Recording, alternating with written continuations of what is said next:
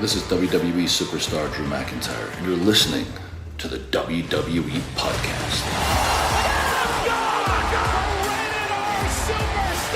The champ is the one that everybody wants, me. It's going to WrestleMania. Claymore! Austin 316 says I just whipped your ass. This is my iron. You're going to acknowledge me. What is going on, everybody, guys and girls? Welcome back to another edition of the SmackDown Review, live edition here on the WWE Podcast. As always, I am one of the hosts of the show, Michael Ritter. You can find me on Twitter, Michael5Ritter, and also one of the hosts of the Football Function Podcast, available on the Patreon app, Apple Podcasts, and wherever you get your podcasts. Joining me on today's episode, my humble co-host. You guys know him as Juicy John. You can find him on Twitter at Big Speaker, BIGG_Speaker. John, how we doing, bud? I am doing pretty good. And just feels like the days are getting a little bit longer. You know, it's kind of scrunching in time nowadays, I guess you could say. So it's getting a little hectic, you know, jumping from work, you know, getting to the house and then getting over here to do this. But, man, it's Friday. Been looking forward to this show, I guess you could say. I mean, of course, we got another one till WrestleMania and everything like that. But I am definitely ready to break this down. We are all doing it the live way again. So, yeah, let's rock with it. It came quick. I'll tell you that. Oh, yeah. It feels like it's pretty, like, smooth weeks. Exactly. And the gap between getting off work and doing these live shows is getting smaller and smaller every week. That's obviously because, you know, we're getting off a little bit later. Hopefully it never, you know, affects it to where we have to start the show later or anything like that. I don't think it will, but nonetheless, as long as we are able to do the show like this, we're going to keep doing it like this. I feel like it's until we get, you know, told otherwise. Like if Matt's like, not really feeling it, or if any of you, the listeners, aren't a fan of it. If you guys like the other format a little bit better. But I will say, I think it is a little bit different, like, because this is the only live review show on the WWE Podcast. And I do think that's a little bit cool. You know, makes our show a little bit different. But, just go ahead and give us your feedback. However, we are here to talk about the SmackDown that's airing on March the 24th, 2023, from Las Vegas, a.k.a. Raider Nation. Shout out. Nevada. Obviously, we got a Raider fan here in the house breaking it down, so he feels right at home here on this episode of SmackDown. You know who else feels right at home? The American Nightmare, Cody Rhodes. Because after a video package reminding us what happened last week on SmackDown between Sami Zayn and Kevin Owens, I don't know what word to use. They reunited. I guess their reunion is a word you could have used for past tense or whatever. But nonetheless, very important moment. You know, I really enjoyed that. Talked about it on the Good Morning WWE show with the Casual Crew and Kanye Twitty and DJ Kuzmo. So that was a fun conversation that we got to have. And then obviously we got to see that evolve a little bit on Raw, where we got the official match that was announced. But after the video package where I was going, Cody Rhodes, he comes out first, and we don't get any type of promo from him. All we hear is his music hit, bam. We see him come out through the smoke, and one thing was noticeable. He was in his ring gear. Yeah, look good. So that right there kind of told us, oh, is he wrestling tonight? Like I said, I mean, you guys know I don't follow WWE on Twitter or any social media to prevent spoilers.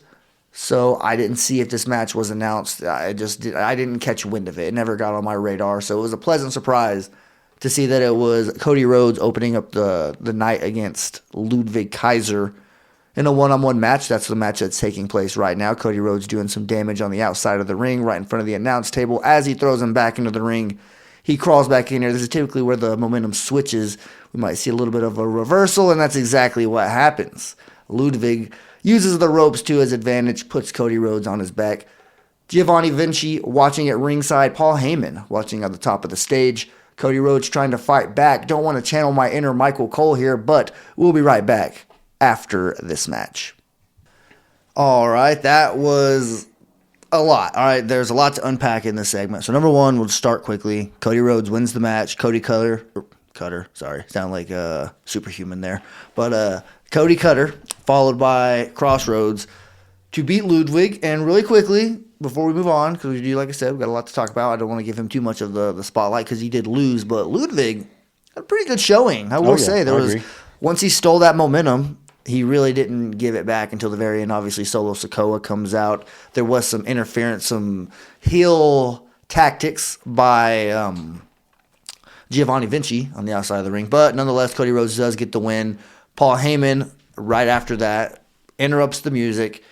And he basically says that Samantha Irvin did a poor job announcing the winner of this match. In her hometown, I will say, was not aware that she's from Vegas, but yeah, he takes a shot at her in her hometown. What do you think about that? Just a hater all around. That's all I had to say. Gosh, I knew you'd have some thoughts on that, given how big of a fan you are of Samantha Irvin. But yeah, after that, he does give Cody Rhodes a proper, I don't want to say introduction, but I guess introduction afterwards. He announces the winner of the match very passionately, except for one word. The challenger. He really he had to belittle that a little bit. He had to make sure that we knew he's not the champion. He's simply the challenger to the reigning, defending, undisputed WWE Universal Heavyweight Champion, Roman Reigns. And Cody Rhodes and then he says really quickly that next Monday on Raw, we're going to get Cody Rhodes versus Solo Sikoa 6 days before his main event match. The unbeaten streak of Solo versus the hot streak, which is Cody Rhodes. Basically, I mean, if he loses 6 days before WrestleMania, that's not a good look. But the fact that we got the heat versus the streak, what do you think about this announcement, getting Cody Rhodes versus Solo? Well, I think it was kind of needed, just given the events that had happened on Raw this past Monday and everything. So, I mean, eventually it was going to lead to, them going one-on-one. So, it came to that. And I can't say that I'm mad at it. Definitely all for it. But I don't know, man. I think Cody's just going to kind of walk through this one like how he just said. Like, I know Solo's supposed to be, the enforcer, But he's not ready in his words. Exactly. See, I was about to say that right after that. But, yeah, he's got the crowd going into it. And I felt like, man, anything that Cody Rhodes is saying right now is just catching.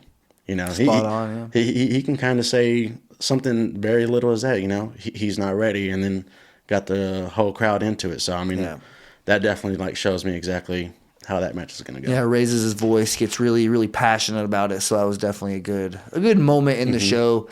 And then immediately after that, we find out that John Cena is going to open WrestleMania weekend. Him and Austin Theory are going to have the first match. I predicted it was going to be Burn It Down, Seth Rollins versus Logan Paul. Nobody said it was going to be Cena versus Theory on the panel show, the town hall conversation with myself and those other fine folks here at the WWE podcast. So I guess it kind of catches me off guard. What do you think about Cena starting the show off? Well, I mean, I think that's going to be a good way to start off the night. To get them juiced. Yeah, definitely. I mean, even just hearing the announcement on it, I mean, I want Austin Theory to lose, I mean, I kind of get the whole stipulation and everything involving the belt, but yeah, definitely going to be excited for that match. It's going to be a good way to start it off. As they went to commercial break, we found out that Charlotte Flair is coming out. She looks fine as usual with her red suit. Kind of gives me Selena vibes. Okay, just I kind of see that after you said that. The fabric, maybe I don't know exactly what it is. The way that it's more of the sparkles for me. Yeah, sparkles. I don't know exactly what it is, but it just looks like something Selena would wear.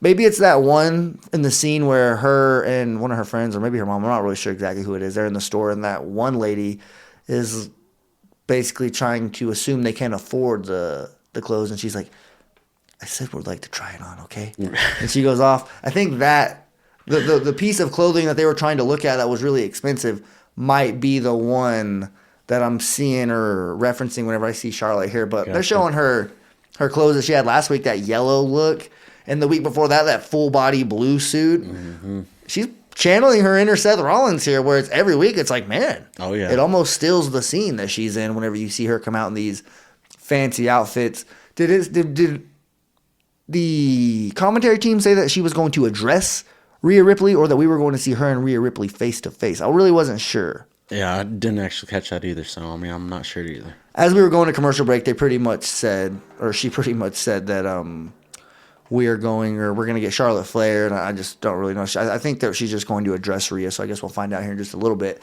But now they're showing the brawl that happened last week, and that reminded me they let them two go at it, man. That was one of the rare times that some of the shots they were delivering, you were like, oh, man, they're giving assists before the pay-per-view. Usually they'll try to keep these two separated, but they are trying to build some steam and to make this match mean something because it was announced it is going to main event the first night, which I successfully predicted because the Royal Rumble winner deserves to main event WrestleMania. It just makes sense. So they are trying to build. They're trying to manufacture some built-in heat for this and very quickly make this match mean something despite it being for one of the top championships here in WWE. But Charlotte Flair making her way down to the ring, likely going to give us an A1 promo here. That's what she has a tendency of doing. So we're going to go ahead and watch this segment. Whenever we get back, we'll let you know what the Queen had to say. So Charlotte Flair comes out, and she cuts a very heelish promo, very angry, very assertive, I should say. She got tired of the what chants that were going on in the crowd and possibly some people watching at home, who knows. But either way, she wasn't really having it. She claimed that she is very, very proud of her legacy and who her father is, and she wants to continue that legacy. I was kind of surprised that we didn't get any Rhea Ripley or any Judgment Day action going on here. I thought that maybe we get some development, but nonetheless, Charlotte is not interrupted, and she gets to not get that probably expensive outfit wrinkled up or messed up by any means. What did you think about what Charlotte Flair had to say? Did I miss anything in terms of that jumped out to you? Well, I mean, not too much. I mean, I just felt like it was a very powerful, speech, I guess you could say. I mean, of course, she even said that it meant a lot to her. Yeah. So, I mean, the whole what chant thing, whenever you were doing that, like at the very beginning, and then her addressing it, I mean, it was just so freaking funny, bro. I mean, I don't know, just boom, boom, connecting. Yeah. But, yeah, I mean, like I said, it just felt very powerful, and I kind of felt I wouldn't say felt where she was coming from, but I felt what she was saying. Yeah. Say that.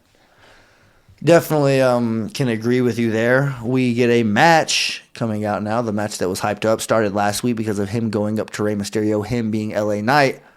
And I forgot what he even said, pretty much just saying, hey, if you're not going to hit your son, I'll end up doing it, whatever. I'll put a mask on, whatever. And I forgot exactly what he said, but it was pretty funny. And he does get popped by Rey Mysterio, which sets up this match.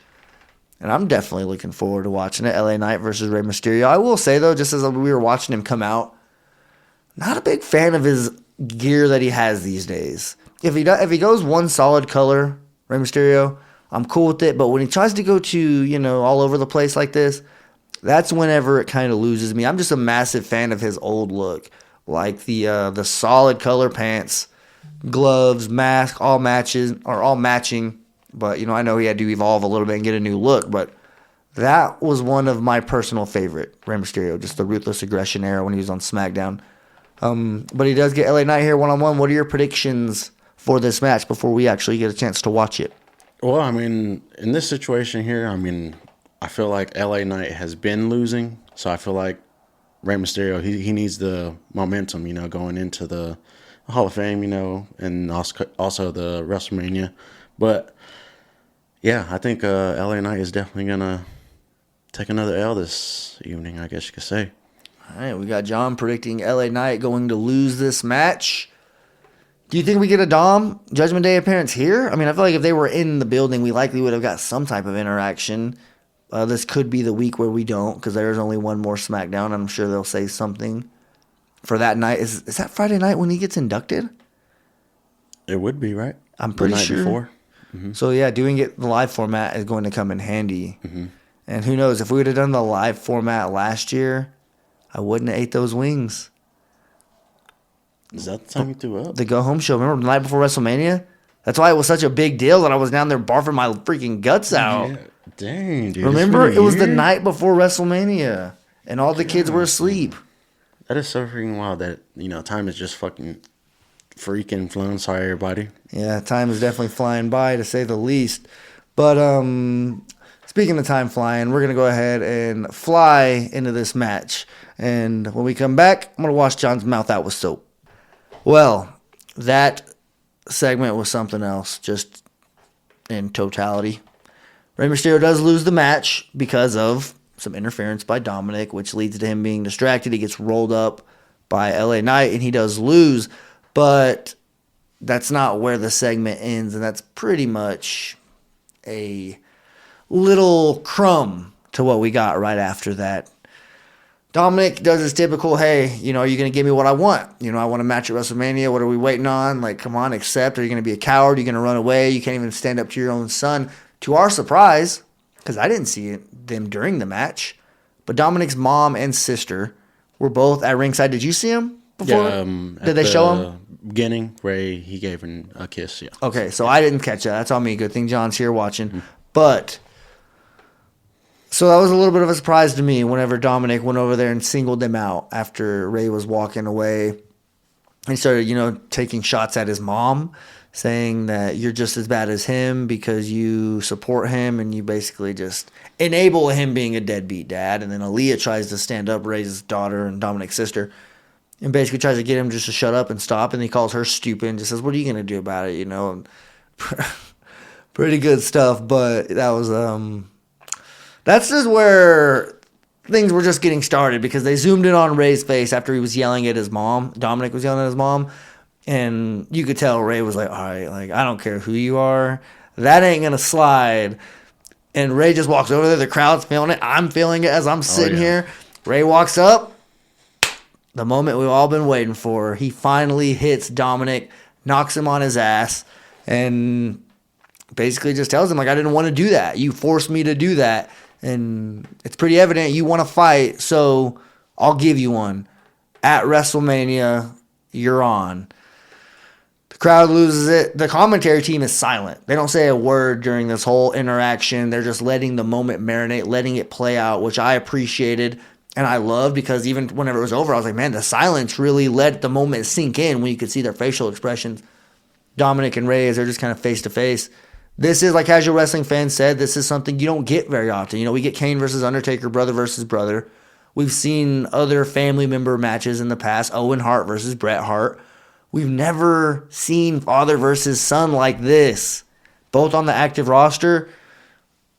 The match is official, and it's going to be a moment in history, probably Ray's last match. I don't see him giving that honor to anybody else other than Dominic. Like, no, my last match is against my son at WrestleMania. There's no better way to write that. The Hall of Fame induction weekend, great stuff. But man, I know you enjoyed that just as much as I did, seeing Ray finally retaliate to Dominic and also just finally make this match official. No more speculation. We know we're getting the match. The floor is yours. What'd you think about all this? Well, like you said, man, it was just a lot to take in, from start to finish. Of course, like in the match being pretty good. I thought LA Knight definitely stepped up. He showed me some stuff that I haven't seen before from him, I guess you could say. So that was pretty interesting. But I was wrong. I definitely thought just Ray, with your prediction of the match. I definitely thought he was going to get that win. Get some momentum, I guess you could say. But at the end of this, I mean, he's got all the momentum behind him now. So I can't say that he went about the match wrong, I guess you could say. But the whole ending to this, the punch, the reaction, the tears in his mom's face, expression on Dom, he looked like he was just like a scared little kid, like finally getting that butt chopped, I guess you could say, like how it was needed. Yeah. So, I mean, definitely interesting stuff, and I can't wait to see what happens at WrestleMania. Yeah, and just now on the screen, we were given the news that comedy legend Andy Kaufman is being inducted into the Celebrity Wing Hall of Fame. So that's a nice induction there. Speaking of nice, Lacey Evans is walking out to the ring. She's tagging with Xia Li, it appears. Not sure who they're going up against, but we get Liv Morgan and Raquel Rodriguez at ringside. This is likely going to determine another entrant in that impromptu Fatal 4-Way Tag Team match with Shotzi Blackheart coming out. Who's Shotzi tagging with these days? Natty. Natalia. Ooh. Nice little tag team there coming out in the tank. I like to see that. Who do you got winning this? You're currently on a cold streak. Man, I don't know, honestly. This seems like it's just going to be more interesting than, who is a winner here. But I'm going to go with, right here, Shotzi and Natty. Okay, I'm going with the Hills. Okay. I'm going with Lacey Evans and Xia Li. Okay. I know Xia kind of, I mean, yes, these ladies have lost a lot in the past, but and Natalya, they want to get her probably on WrestleMania. She's a legacy, so that does make sense. Shotzi just seems like she's at least somewhat picking up some steam, so I could see that. But I'm going to roll with it, roll with the heel team. Lacey Evans, she is looking phenomenal in this match, I will say. Looking forward to seeing how she does, though, in terms of the actual in-ring wrestling. Natalya, another one who is aging like fine wine with her short hair. I love to see that. Yeah. Exactly. Just, Shotzi, she's young and spring chicken. Her career is just getting started. So she, without a doubt, is one of the more unique looking. I mean, her green hair, that's something that absolutely jumps out. She looks like the bad guy or the bad girl on Kim Possible. Can't think of her name. Okay. I don't know the name either, but I know what you're talking about. Yes. I can see that perfectly, I guess. The gear and everything. I'm like, was that inspired by her is kind of what I'm asking at this point. But yeah, we're going to go ahead and watch this tag team match whenever it is over. We'll let you know who won and how they won. Well, congratulations, John. You got your prediction right. Shotzi and Natalya earn their right to have a match at WrestleMania. I kind of knew as I made my pick. I was like, dang it, I kind of was backing off, but I didn't want to be a stooge or a sellout. So I went ahead and just rolled with it. But congratulations, man. With it, Drew McIntyre coming out, obviously, to do this contract signing. His hair was in his face, and it looked like he had like one of those microphones, like the exercise people have. They have one on their face. Drew getting a little crazy on the promos tonight, but what'd you think about this? The way this match ended. Obviously, you were happy with the winner, I assume. But as soon as Lacey Evans unintentionally knocked out Xia Li, I knew right then, yeah, they're not winning this match. Well, I mean, of course, going for Nettie and Shotzi, add them to the Fatal 4-Way. So we got, what was that at this point? Liv Morgan, Raquel versus Shotzi and Natalya. Yeah, there's only two teams. Okay. And I'm sure we're going to get another one on Monday, possibly another one next Friday on the Go Home show. Well, I was going to say Ronda and Shayna coming out, of course. Probably trying to plant their flag. Hey, because they've sold out. They both, Shayna Baszler as well, have sold out Las Vegas, that arena. So. Yeah. I mean, of course. And then that's what they were trying to say, And then Ronda, she wanted to, I guess, kind of back away. How many times have we sold out here type stuff. Yeah. And I guess kind of backs away from the challenge at hand. I guess you could say that could have been presented, But yeah. Shayna, she ends up saying that, unluckily for them, the other two teams, that they actually are being added to the Fatal 4-Way. Yeah. So we got the three. Now we got to figure out who the extra team is. Yes. All right. Well, we'll figure that out on Monday. Surely a Raw team can represent. I mean, I'd assume some Raw wrestlers. Is there any any Raw women's wrestlers out there trying to enter this match?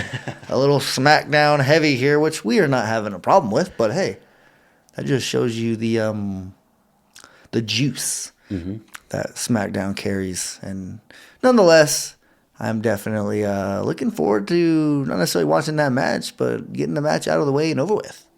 Once we move on to more meaningful matches on the card. This was my pick for the match I'm looking forward to watch least when we were talking on the panel. But Drew McIntyre and Sheamus and Gunther coming out to sign this contract to make it official. We're going to get a triple threat match for the Intercontinental Championship. So we will break down this segment whenever we get right back. Okay, the segment itself led to another segment, which turned out to be a match between Butch and Gunther. But as far as the contract signing happened, it didn't ever happen, right? Yeah, it did. So they all signed their names? I believe so. Okay, for some reason I thought that... Don't even guess it now. I thought that Butch for some reason attacked him before, but I could be very wrong. Because I thought that Adam Pearce was saying, like, well, I know you guys want to fight, but before that we need to get 3 names on this contract. And that's whenever I thought that Butch attacked him. But nonetheless, we're not going to rewind it or nothing like that. Sheamus and Drew were kind of going back and forth, talking about how Drew McIntyre's already beaten Sheamus. He feels like he can beat Gunther, but history tells us that Sheamus cannot. So he just wanted that one-on-one match. And eventually, Gunther does come out just in the interaction that Sheamus and Drew were having. He kind of comes out, splits it up by himself, which was kind of noticeable there. But Sheamus has his guys there, Butch and Ridge Holland. And as they're going back and forth, while Gunther is telling us, it doesn't matter who I face at Mania, I'll beat you, I'll beat you, I'll beat you. He's kind of pissed off at first when he goes out there. How do we get in the spot? Why are you allowing this to happen? I should have one challenger, yada, yada, yada. But because Butch could not contain himself, he actually jumped over the table to attack Gunther. And we get these two guys one-on-one. Both of these guys, Butch and Gunther, big-time NXT North or NXT UK, NXT UK champions on that brand. So pretty prestigious match for fans of that show. I don't expect Gunther to lose this whatsoever. He has not been pinned or submitted. I know he's lost in 6-man tag matches because his lackeys get pinned, but still, he has not been pinned or submitted in like 350 days or something like that. That's what I saw on the Twitter machine earlier today. But what did you think about the contract signing that might or might not have been? Well, man, this is what we're getting, I think. You know, all signs are like leading to this. So, I mean, I'm ready for it. Definitely excited for this match, I guess you could say, but one of these guys to win. And ultimately, I think it's going to be Gunther. But, man, these guys are going to beat the crap out of each other, you know. Chops here, big kicks here and there, I guess you could say. But I'm just ready for it. I can't say that this isn't going to be something. But, yeah. I just don't like the triple threat being the deciding factor for the championship, I guess you could say. I get it. I do think it's going to end up being a pretty damn good match. But, yeah, you're not alone there. There are a lot of people that just feel like this match deserved to be a one-on-one or one-on-one. I think Mrs. Casual Wrestling Fan actually said she wanted to see Drew versus Gunther go at it. So, yeah. I guess we'll let this one play out. We got Butch versus Gunther. We'll be right back to tell you who wins this one. Well, as you would expect, all hell broke loose on the outside of the ring. Drew McIntyre tries to hop up on the apron. Sheamus doesn't like that, throws him down. We get a Glasgow kiss, one of those nice headbutts from Drew right to Sheamus. Knocks him on his ass. Ridge Holland goes over there, throws him into the turnbuckle, and, you know, all hell breaks loose. That allows Butch to get distracted where he's hit with a clothesline, followed by a last symphony, and 1, 2, 3 for Gunther, who actually just was on the receiving end of a Claymore. We were trying to get the old-fashioned WrestleMania moment, that key Drew McIntyre, Sheamus, Gunther all looking up at the WrestleMania sign. We're trying to get that shot. Drew McIntyre tries to get revenge on Sheamus, comes out of nowhere, and he delivers a Claymore. And now the shot that we got was Gunther laying on the mat and Sheamus and Drew standing up. Oh, we got the Street Profits here. Let's see what they got to say. Sorry about that. We had to check out what the Street Profits had to say. They were taking shots at Ricochet and Braun Strowman for being bald. That was pretty funny. Yeah. Whole little thing. They didn't find it funny.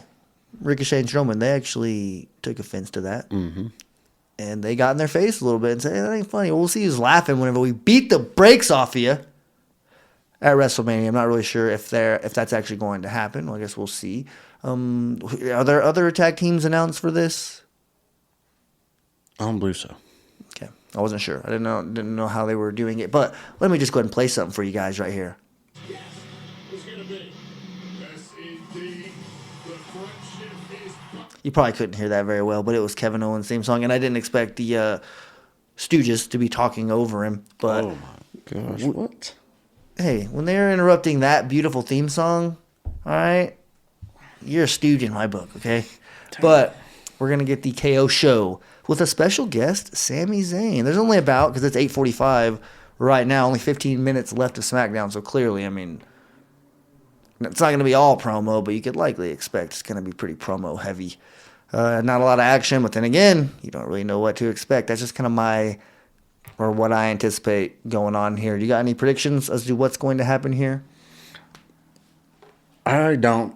I'm kind of clueless here, I guess you could say. I mean, ready to see what they got to say. It seemed like they were having their little fun, backstage. It seemed like their little friendship is like going along, little kids in a way, I guess, Yeah. How Kevin Owens was spinning around in that chair and everything. But, yeah, don't know what to say about this part.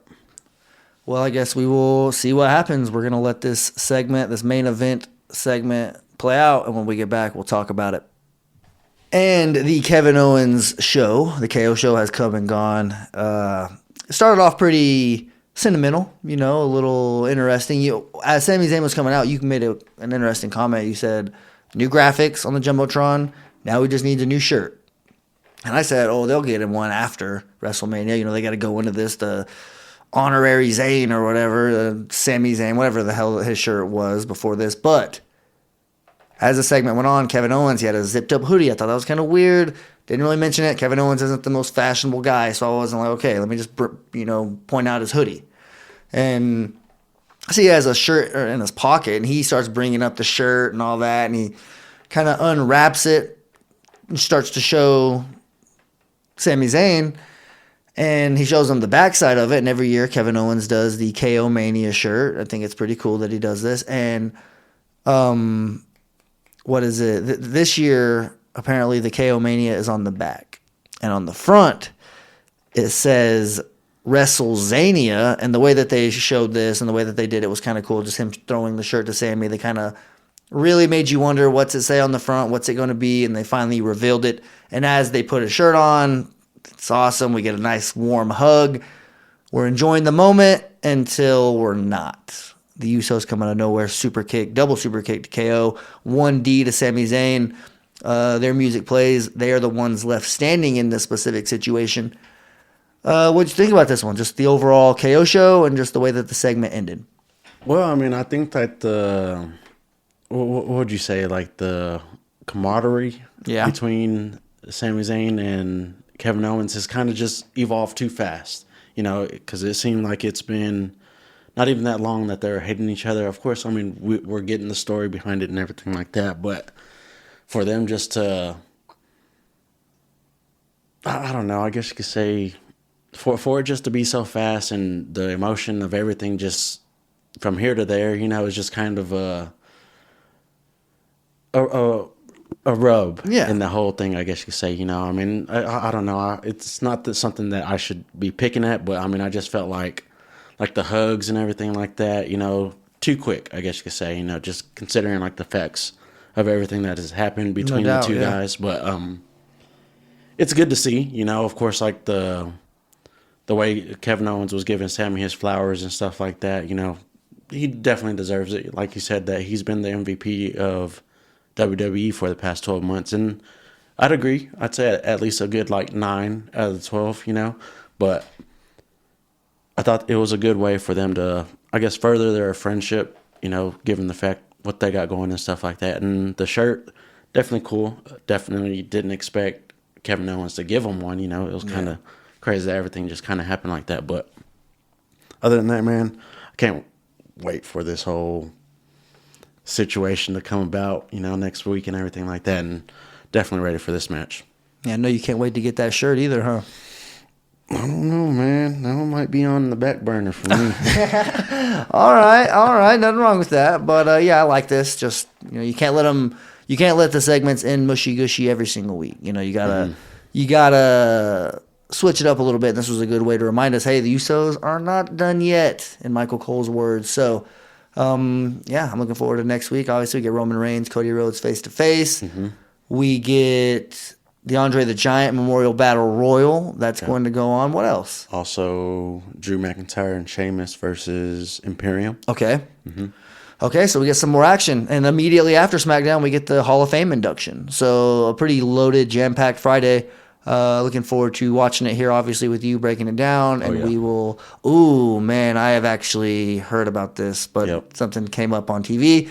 Very unrelated. It's actually local here, but nonetheless, looking forward to next week's SmackDown, for sure. Sorry, I didn't mean to go off the rails there, but that was pretty crazy. But anywho, you got anything to say to the listeners? Anything you want to say before we sign off? Well, I definitely want to give out shout-outs and everything like that to listeners, Patreon members, Discord members, and everything like that. I mean, of course, y'all keep it jumping on that side of the, app, I guess you could say. And, of course, give you a shout-out, Football Function. Man, new logo. Like I said, definitely loving it. Pretty good and everything like that. But, yeah, definitely check them out and everything like that. And just want to end it. that way. I appreciate it. Appreciate the kind words. Yeah, the football function guys are actually downstairs right now, about to come up to Funky Town to record an episode. Don't know if I'm going to be on it. I think I might let whenever they go by themselves and it's not me, I call them the Soggy Bottom Boys. So whenever I'm trying to pitch to them, hey, I might not be able to join y'all, I say, hey, are the Soggy Bottom Boys ready for a show tonight? And that lets them know that that's them by themselves. Yeah, like we're the Blue Brand Brawlers. Mm-hmm. They're the Soggy Bottom Boys. Okay. So, yeah. Well, on that note, we're going to go ahead and sign off here. Thank you guys so much for listening. If you're a first-time listener, thank you so much for choosing this podcast. Hopefully you will come back. It's WrestleMania season. Don't know why you wouldn't come back. But if you are a regular listener, you know the drill. We'll be back next week, another live review as we hit the go-home show and head into WrestleMania weekend. Yeah. So, Chili Dog is going to be on the menu over here. John may have to come over here and watch WrestleMania. I'll be here. You better. I'll be here. Anyways, you guys have a damn good weekend. Walk passionately in the direction of your dreams, and we will talk to you soon. Thanks for listening to the WWE Podcast. Don't forget to subscribe on your favorite podcast app so you don't miss a show, or head to WWEpodcast.com. And for all of these shows ad-free, head over to patreon.com/WWE Podcast. Until then, we'll see you next time.